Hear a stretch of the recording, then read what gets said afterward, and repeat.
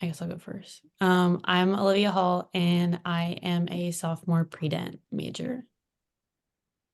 I'm Ava Denton, and I'm a junior health science studies pre-med major. Yeah.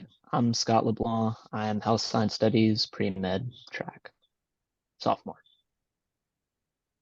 I'm Hi. Sophie Shuffman. I'm a sophomore health science studies pre-med. I'm Caitlin Smith. I'm a sophomore health science studies pre-PT. So we chose to do the first article on disease burden and research funding.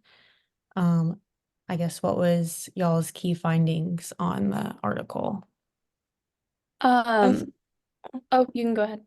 I thought one of like the big key findings is that there was a lot of disease burden, but there was not a lot of funding for it compared to like other conditions that have high disease burden.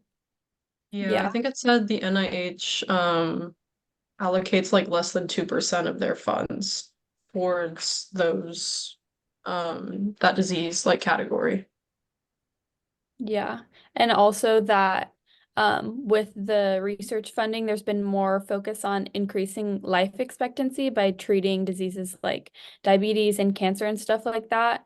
But not so much focusing on like quality of life. So in terms of like the musculoskeletal diseases, they've received less funding on that end. Yeah. Yeah, I think one of the uh it said at the beginning like 1 in 3 people in the US suffers from one of these diseases. And I think that's pretty crazy, given how little funding it gets. That's like the big key thing that like really jumps out at you from like page one is like you'd think that if a lot of people are suffering from it, then it's going to get a lot of funding, but I was just really surprised that that wasn't the case with this stuff. Yeah, I feel like especially in America, we have this tendency to just kind of, oh yeah, this hurts, but it's fine. Like it's not like I'm still able to do like the basic things in my life. And so we just kind of keep moving through the pain. And then all of a sudden it's like, oh, actually I have arthritis, but it's kind of already set its course. So I feel like we just kind of made it a thing in our culture to just like push through the pain. So I think that's kind of a big striving factor is why it's not like, or it's why it's such an issue. Hmm. And then as far as like what I took away from it, I feel like one important thing is when it talked about how a lot of these injuries or just like musculoskeletal diseases in general occur like in the workplace or as a result of the injury result in people not being able to go to their jobs. So I think that's like a big like real life application is that it's affecting people um, in very like long-term ways by taking them outside of their workplace, which can cause issues elsewhere. And it even talked about resulting in like mental health issues and various things like that. So it's not only just the injury, but it's affecting like people's overall mental well-being and other aspects of their health as well. Yeah, I don't know about y'all, but I have a lot of family that like I didn't even realize before coming in that uh they have conditions that would be classified as musculoskeletal diseases or conditions. And like I didn't even realize like how like I that like this kind of not necessarily like hits home, but you know, like I feel like almost everyone, even if you don't have one of the conditions, you know someone who does. So it's kind of like it kind of applies to everyone, no matter like who you are, no matter like what age, because you know someone or can relate to someone or have a friend or whatever that is also affected by the condition. Yeah, I mean it hits home for me because I have a disc injury in my back and it like affects me daily and I have to like go to rehab every week and it'll be something that affects me for the rest of my life. And so this article to kind of definitely hit home for me as this will be something that will bother me for the rest of my life. Yeah. I mean, I know somebody who has like really bad arthritis in her hands. And she like ended up having, I mean, it like set in a lot earlier when she was younger, and she had to stop playing like sports and stop doing gymnastics and stuff like that because it was like causing her pain. And there wasn't, since there wasn't really any research of like treatment, she like there was, it's just kind of like, oh well, this is what you have, sorry, kind of figure out how to deal with it. And that's kind of surprising for how many people seem to have problems like across the board with skeletal muscle or musculoskeletal diseases. How it's just kind of like, oh well, we're not Mhm. actually, it doesn't seem like there's a whole lot of trying to figure out how to fix it. And kind of like that's what this article talked about.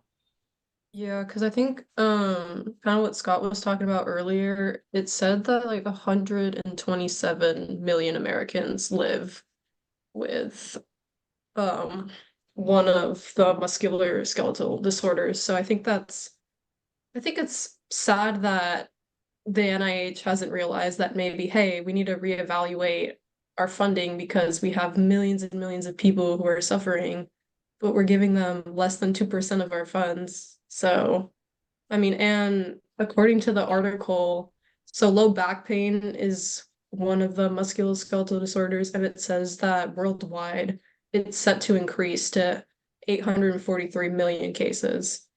So that's a little alarming that we're not funding research towards trying to fix these issues.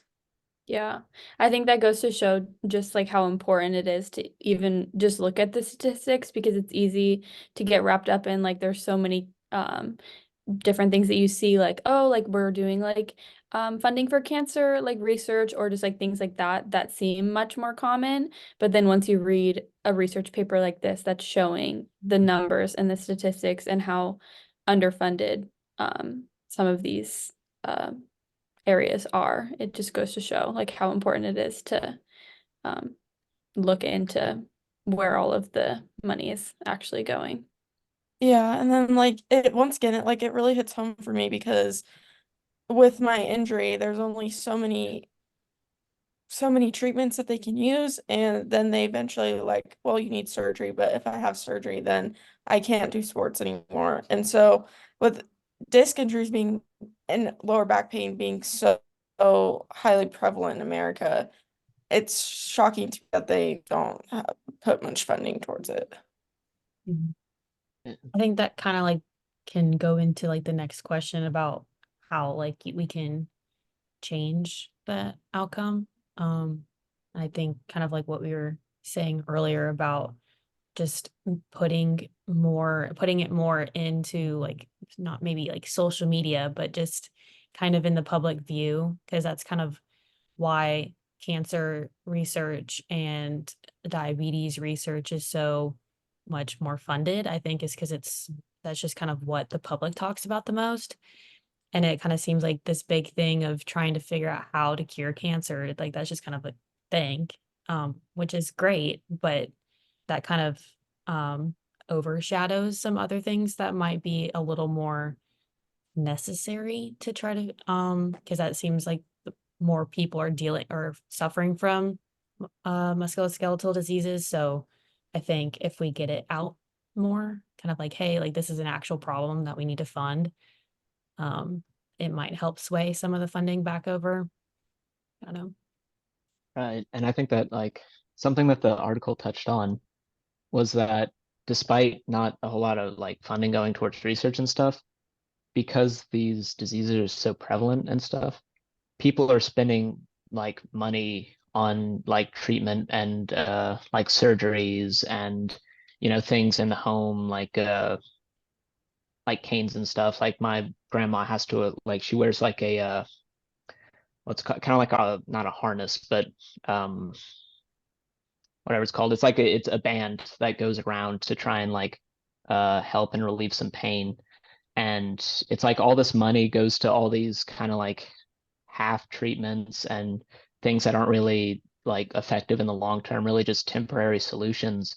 But if you actually just put the proper funding towards trying to come up with more permanent solutions, trying to come up with more research that could solve at least, one of these types of diseases, then it would probably end up saving money like in the long term because you wouldn't have to pay so much for temporary solutions.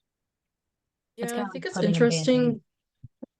And I would just say Sorry. it's kind of like putting a band-aid on a bullet hole with like what's Yeah, going on right now. exactly. Yeah. I just think it's interesting because, according to the article, the main source of the NIH's funding comes from taxpayers' money.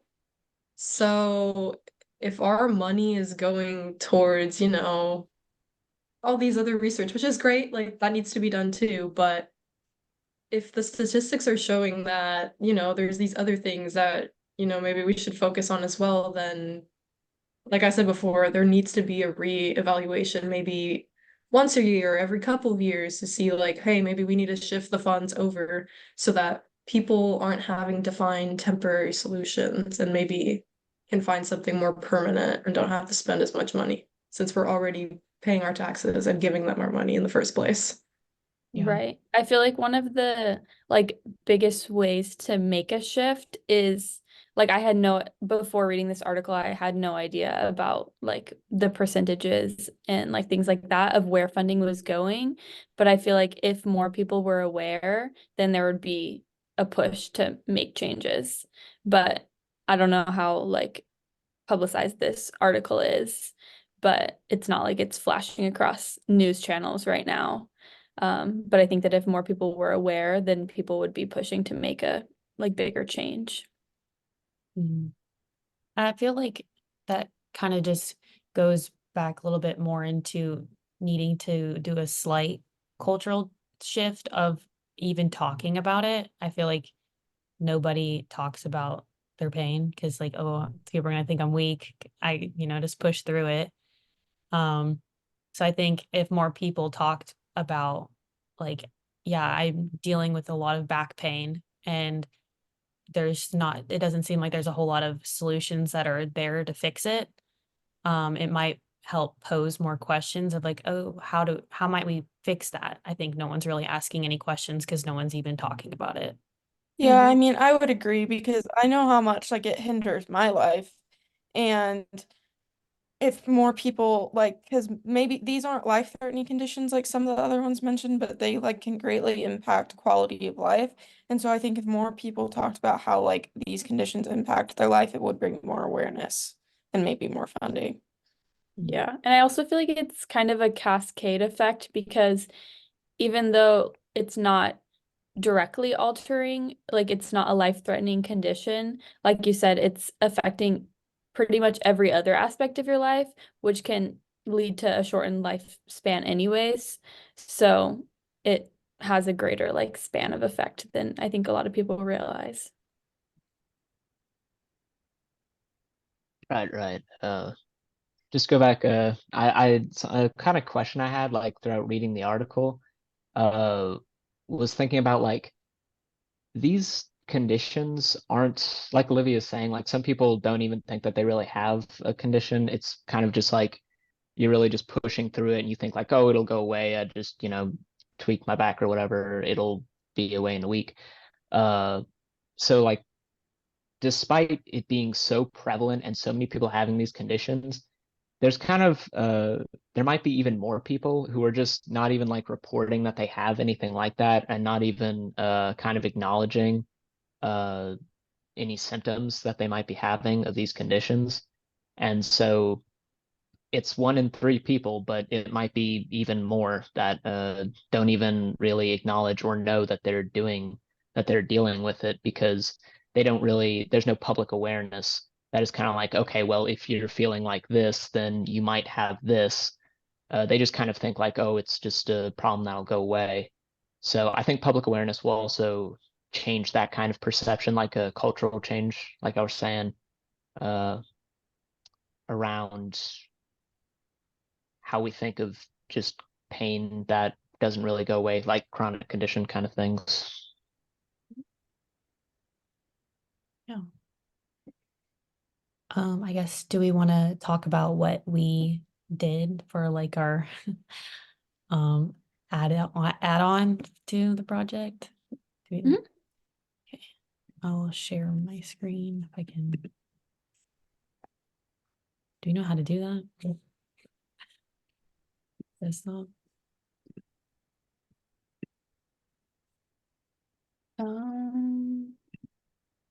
I can't say I've ever shared my screen before.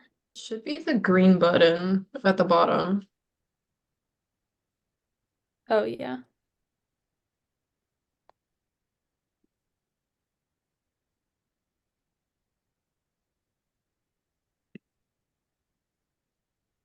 Okay, is it working? Yep. Okay. So we chose to do a blog for our add-on. So I guess do we want to like talk about each section, or do we just kind of like want to go through like this is what it is, and then like how do we want to go about it? I think we can do like a quick little run through. Yeah. So I'll just go straight to the blog. There Mhm. is more. Okay, so I'll start with this one.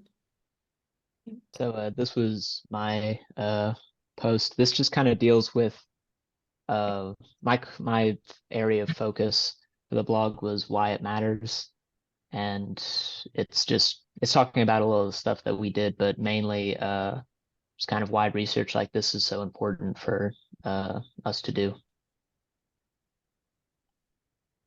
Okay, sorry, I don't know what I don't know what that one was, but it was not okay. Oh, this is mine. Oh yeah, so this is basically covering what we were talking about before and how to fix the disparity. So in this, I talk a little bit about advocacy because one of the main factors that influences how the NIH allocates its funds is through disease-specific advocacy. So I think if more people become aware of kind of where the funding is going and, you know, taxpayers' money, then maybe people feel more inclined to want to advocate and have the amount of the NIH's budget increase towards muscular skeletal diseases. Okay. Okay, this one's mine. So I just went through whether the current funding is more geared towards preventative medicine or not, and geared towards like treatments and things like that. And so I just broke down kind of what the article went over as far as like trying to prevent musculoskeletal cases in pediatrics and just what the barriers are for treatments and things like that. So this one is mine, and pretty much what I just talk about in this section is what it looks like at the moment for musculoskeletal disease care, and kind of what the article was talking about was how we talked earlier as well, is that it's not being funded enough in comparison to cancer and diabetes, even though more people are coming in with musculoskeletal diseases than they are with cancer and diabetes. And so that's kind of what I just touch on in this is how the NIH is still, even with taxpayer money, is not going to where like most of the taxpayers are having to pay for with like their like pain and stuff like that. So that's kind of what I touch on this one. Did we go through this one? And so then my part was just talking about like from the article what diseases are most prevalent, and there's a variety of different musculoskeletal diseases, but based upon the article, the four most common are neck pain, low back pain, osteoarthritis, and rheumatoid arthritis, and then I like kind of define each condition and like some of the issues that they cause.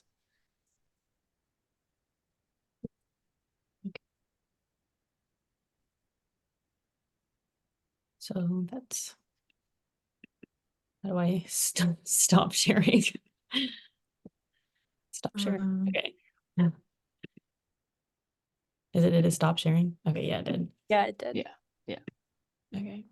So Okay. Does anybody have anything else to add?